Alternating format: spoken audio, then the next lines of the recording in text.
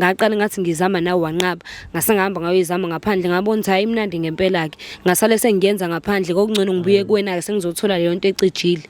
Uyenza ngaphandle kanjani ungishiya endlini?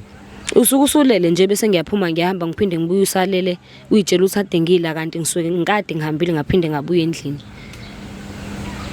Ngithi yabona phela mhlawumbe kuzoba ngcono ngithola umuntu ongakwazi indaba zokukhothwa yabo.